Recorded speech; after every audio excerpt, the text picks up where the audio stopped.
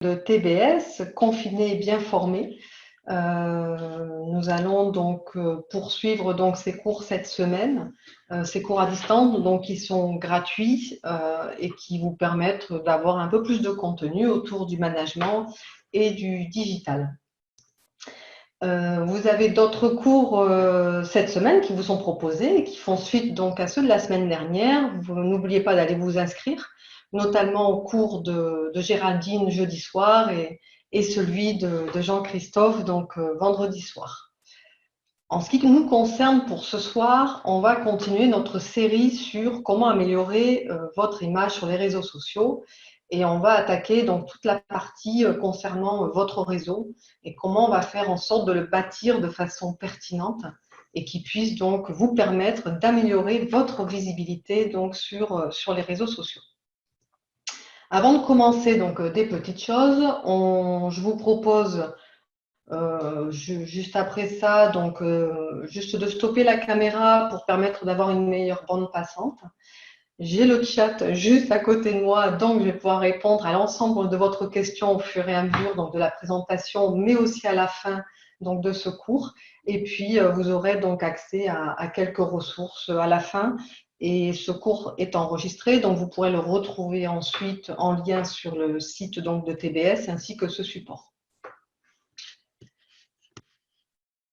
Alors, on va commencer. Donc, je me permets juste voilà, d'arrêter la vidéo et de faire une petite récap pour bien démarrer donc, de ce que l'on a vu la dernière fois. La dernière fois, on s'était dit donc, que c'était important d'avoir un profil qui soit donc, efficace sur les réseaux sociaux. En tout cas, comment construire ce profil de façon efficace. On va déjà commencer par bien se connaître, évidemment, bien connaître son projet et surtout bien connaître sa proposition de valeur. Hein. Je ne sais pas si vous en souvenez de ça, en tout cas pour ceux qui ont assisté au premier cours, mais ça va être hyper important.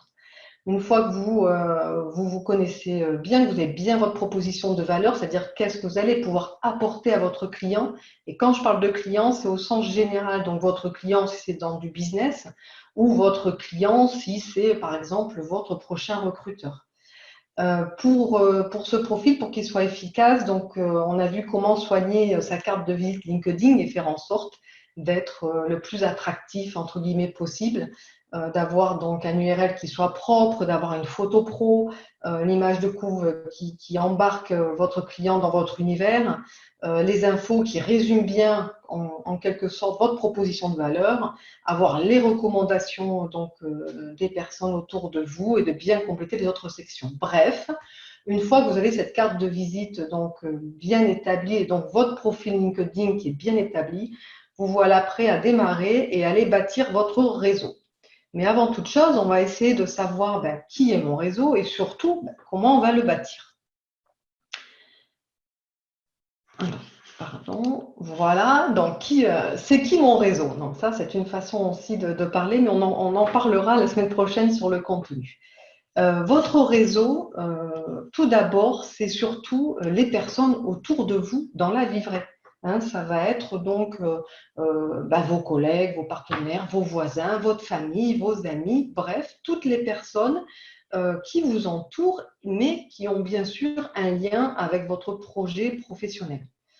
C'est un réseau qui va être évolutif parce que, évidemment, le but, c'est de le faire grandir. Il va être évolutif aussi parce qu'au fur et à mesure de la construction de votre projet ou parce que vous allez changer de projet, vous allez aussi effectivement moduler quelque peu votre réseau.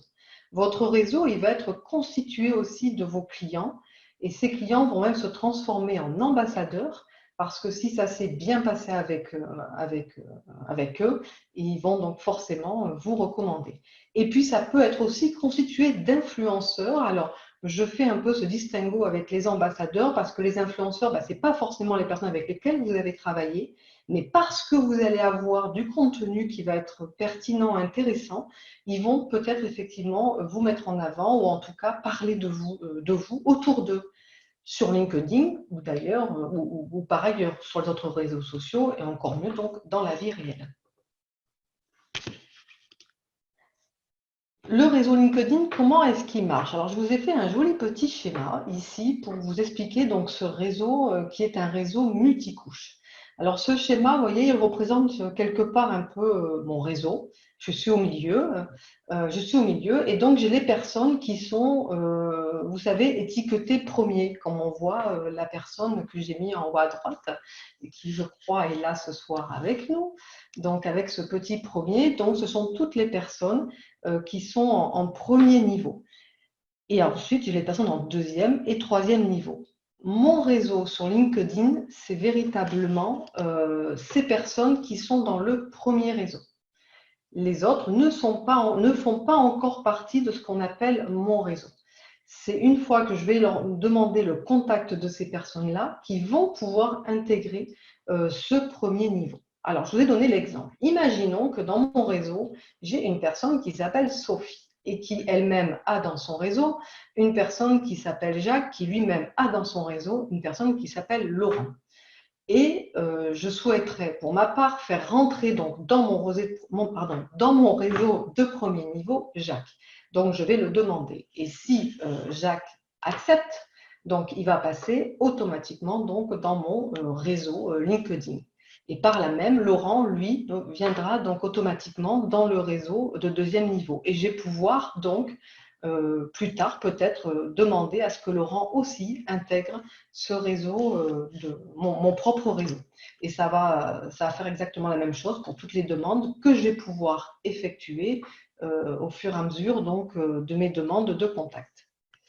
Alors, il y a une question qui est posée, est-ce que le deuxième niveau, il voit mes publications?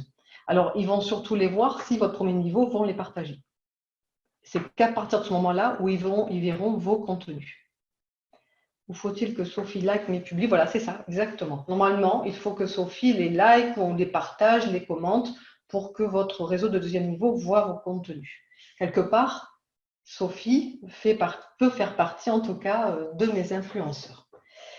Ce réseau LinkedIn, donc, il est basé sur la théorie, vous savez, du petit monde ou les 6 degrés de séparation, qui est une théorie qui est assez ancienne et qui explique que quelque part, il y a 6 maillons entre moi et n'importe qui dans le monde. Donc, avec LinkedIn, ça va être d'autant plus facile d'aller chercher donc, cette 6e personne. Et c'est ce qu'on va essayer de faire, ou en tout cas, les personnes qui vont être pertinentes par rapport à mon activité. Alors voilà qu'on va partir à bâtir son réseau et on va essayer d'aller demander à des personnes de rentrer dans notre équipe. Encore faut-il être bien conscient de savoir pourquoi est-ce qu'on les veut dans son équipe. Donc, toujours garder à l'esprit que l'on va demander des personnes dans son réseau parce qu'il y a du lien par rapport à son projet, par rapport à ses objectifs professionnels. Et puis surtout comment, et on va voir à quel point c'est important d'avoir une attitude, enfin de personnaliser un petit peu ces demandes.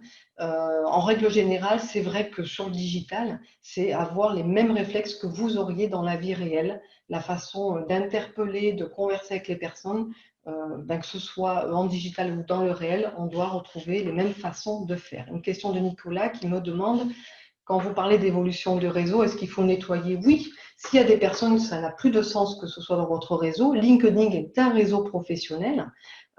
Si ça n'a pas de sens dans votre projet, ils ont n'ont peut-être effectivement plus rien à faire dans votre réseau. Donc moi aussi, ça peut m'arriver à mes heures perdues ou même devant la télé, de regarder tout mon réseau LinkedIn et parfois d'aller supprimer des personnes parce que ça n'a plus trop de sens de les avoir dans mon réseau. Je vais avoir leur contenu qui, pareil, n'aura plus forcément de sens par rapport à mon projet. Alors, quand je parle de personnalisation, avant de dire ça, oui, Jean-François, je vous réponds supprimer ou ne plus suivre. Alors, c'est vrai que vous pouvez ne plus suivre une personne, ce qui fait qu'elle restera dans votre réseau. Donc, vous n'allez plus voir son contenu. Et on verra la semaine prochaine. L'objectif quand même de LinkedIn, c'est de pouvoir aussi voir le contenu de ces personnes-là. Donc, les avoir dans le réseau, ne plus suivre leur contenu. Donc, vous ne pouvez plus liker, vous ne pouvez plus changer avec ces personnes-là. Donc, j'ai presque envie de dire à quoi bon. Voilà, si ce n'est que vous n'avez pas envie peut-être d'heurter les personnes, mais une fois de plus, on est quand même sur un réseau professionnel, donc une attitude professionnelle fait que vous n'allez pas avoir tout le monde dans votre réseau et qu'il y a d'autres réseaux pour d'autres relations. Donc, je reviens sur cette partie de personnalisation. Donc, Quand vous allez, par exemple, ici, vous voyez, j'ai Géraldine qui a donc liké donc, une publication, ce qui répond à la question notamment de Julie. Alexandre qui a donc qui est dans mon réseau de deuxième niveau et donc j'ai envie qui effectivement vienne enfin qui puisse venir dans mon réseau de premier niveau. Ce que je vais faire donc je vais aller sur le nom de la personne et je vais surtout pas marquer se connecter mais aller dans le plus pour aller personnaliser l'invitation. Et là, ben, lui expliquer pourquoi est-ce que je veux rentrer en contact avec lui, qu'est-ce qui fait qu'effectivement, ce serait quand même plutôt pertinent qu'on puisse se rejoindre sur LinkedIn. On en reparlera aussi sur des réseaux, du réseau de troisième niveau, et ça sera vrai notamment par rapport au groupe. Pareil, hein, vous allez faire exactement la même chose.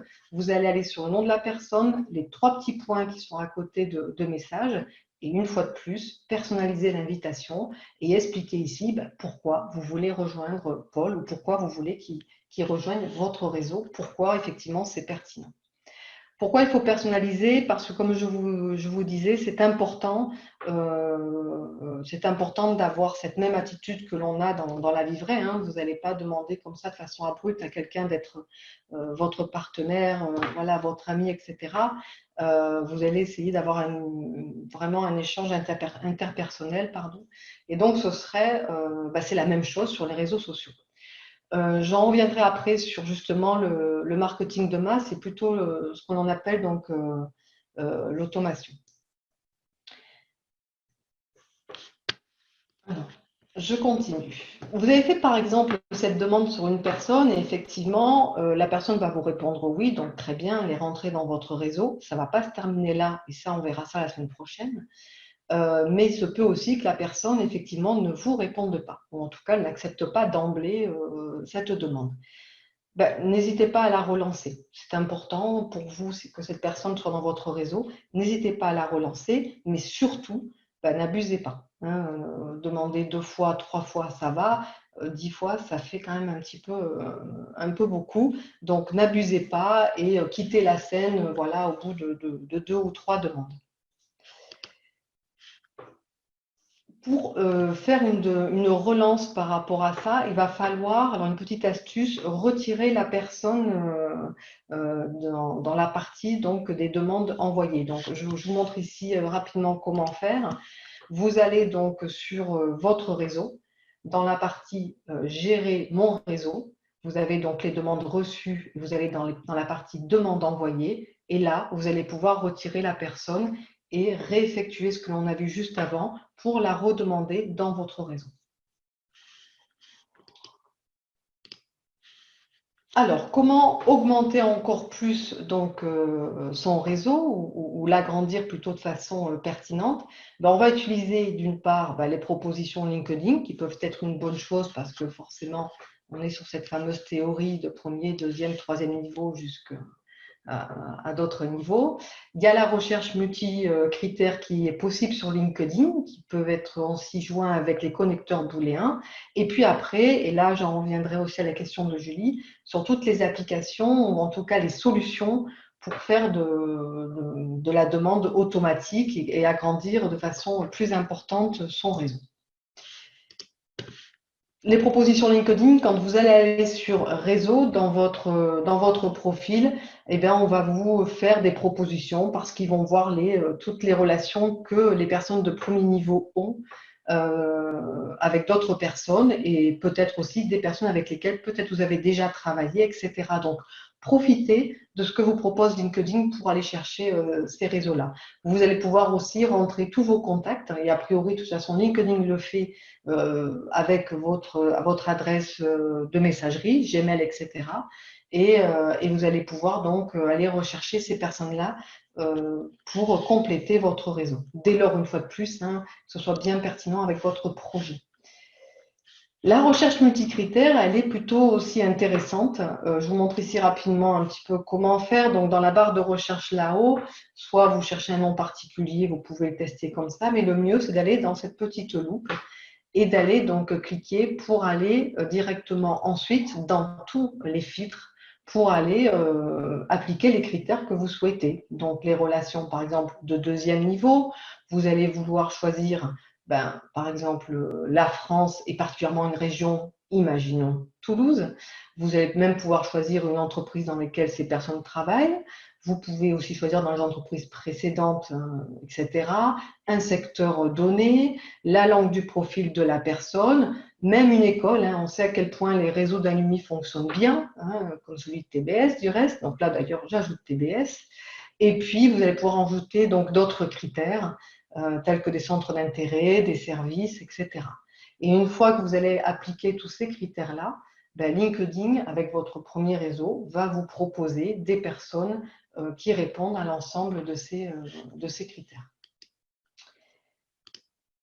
Vous allez pouvoir associer à ça donc des connecteurs booléens qui vont vous permettre d'aller vraiment faire des recherches très précises et encore un petit peu plus pointues. Et je vous montre donc juste après.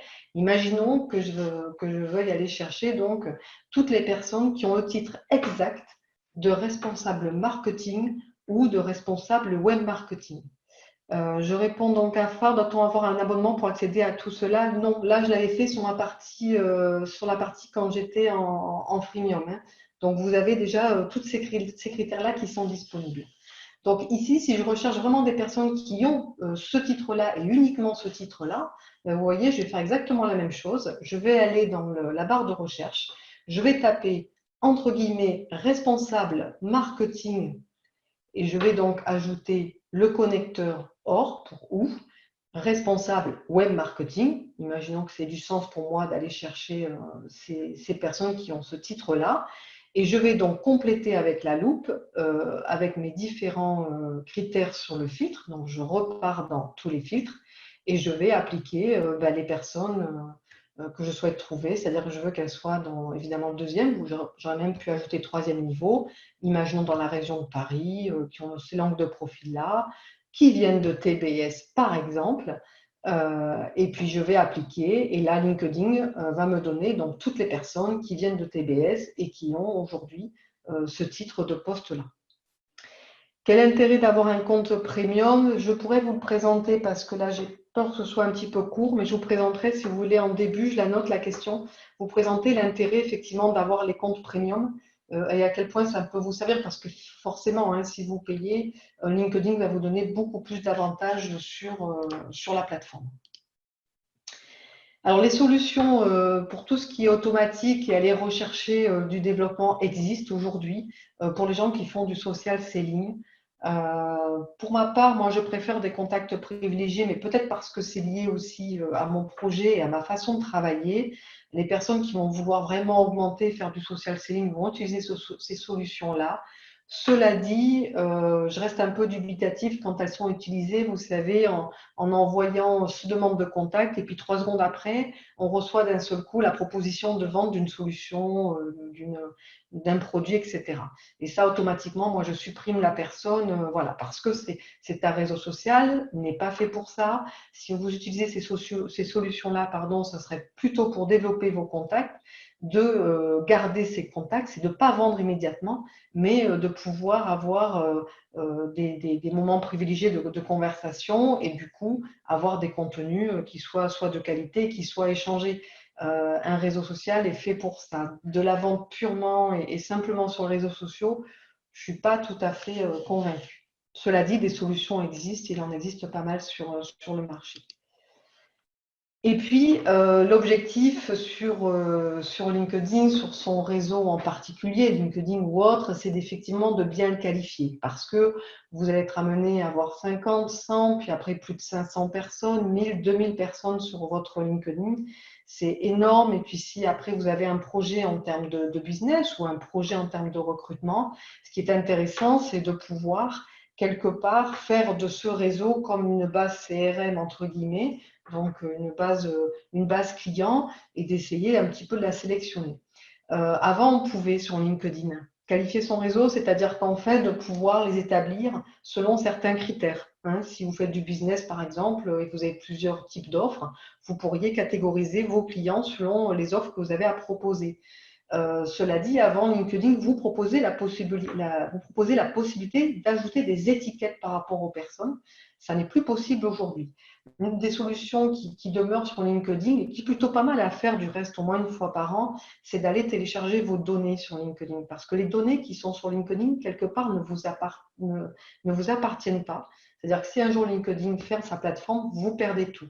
Donc, LinkedIn vous donne la possibilité, au périmètre donc, de la nouvelle loi, notamment RGPD, puisque là, les données sont quand même les vôtres, c'est d'aller télécharger ces mêmes données. Et ici, je vous montre rapidement la possibilité, en allant sur votre profil, sur les paramètres et confidentialité, d'aller tout en bas dans la partie confidentialité, d'aller obtenir une copie de vos données, de sélectionner ce que vous souhaitez donc télécharger, et donc ici mes relations, pour que je puisse retrouver les noms des personnes avec lesquelles je suis en relation sur LinkedIn.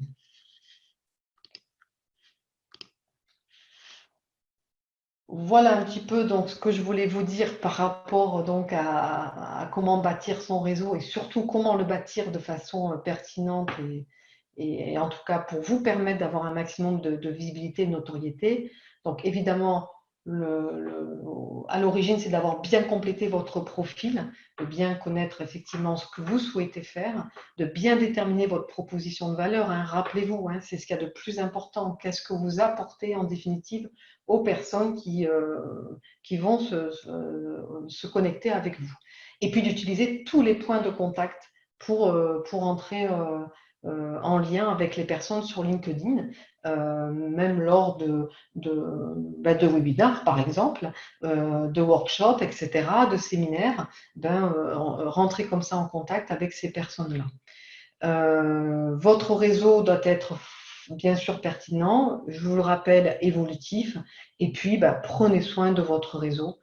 Prenez soin de votre réseau en essayant d'avoir le maximum d'échanges avec lui, au travers notamment d'un contenu de qualité, et c'est ça qui fera de vous aussi un expert plus sur LinkedIn. Et ça, c'est ce qu'on verra donc la semaine prochaine. Je vois qu'il y a eu donc quelques questions sur le chat. Sur les comptes premium. Alors, il y a plusieurs comptes premium, hein. Il y en a 4 en tout. Des comptes qui vont être liés, par exemple, il y a le compte carrière qui va vraiment être lié aux personnes qui recherchent à être recrutées. Vous avez le compte business qui va plutôt être recherché pour pouvoir effectivement trouver des clients sur LinkedIn. Et puis, il y a des comptes qui vont être réservés notamment aux DRH, pour se constituer un vivier aussi de personnes. Alors, je ne sais pas s'il va y avoir d'autres questions. N'hésitez pas, quoi qu'il en soit. Je vous ai donc ajouté, vous le retrouverez donc sur TBS, donc en ligne, c'est quelques ressources qui expliquent notamment un document, un article de la Harvard Business Review qui vous explique un peu comment devenir un as de LinkedIn. Donc il y a des petites choses qui sont plutôt pas mal indiquées dans cet article-là. Et puis des liens pour personnaliser votre invitation et trouver des contacts qui sont donnés par l'assistance de LinkedIn. La semaine prochaine, donc, on va finir cette petite série qui concerne donc l'amélioration de votre image sur les réseaux sociaux, et on verra que voilà, pour devenir un expert pour de vrai sur LinkedIn, ça va être d'établir une véritable stratégie de contenu sur votre site, et on verra un petit peu comment construire cette stratégie pour déjà d'une part être vraiment que ce soit vraiment pertinent, mais aussi d'autre part que ce soit un petit peu automatisé, ou en tout cas on va dire bien planifié, pour que vous n'ayez pas à perdre trop de temps. Voilà, notre cours donc touche à sa fin. Ce que je vous propose, c'est de bien vouloir répondre au questionnaire. Ça nous aide beaucoup. Merci à ceux qui l'ont fait dans les cours précédents. Merci aussi à tous vos messages, tous ceux qui nous envoient des messages pour nous remercier. N'oubliez pas de vous inscrire au prochain cours, donc celui de jeudi et vendredi. D'autres cours seront à venir, on va vous tenir au courant. dans les semaines qui arrivent. Et puis, ne manquez pas le webinaire de demain qui concerne la réglementation donc décryptée par des experts et qui sera donc animé par Jacques Guigou et les intervenants. Donc, il y aura Christophe Lerouge de la Directe, Sébastien Vignette du MEDEF 31 et Philippe Coulonge donc de l'Ordre des experts comptables de Toulouse Midi-Pyrénées. Voilà, ben écoutez, je ne sais pas si vous avez d'autres questions, n'hésitez pas. Sinon, ben, je vous dis à très bientôt et merci beaucoup. Et prenez bien soin de vous, bien entendu. Merci, merci pour vos messages.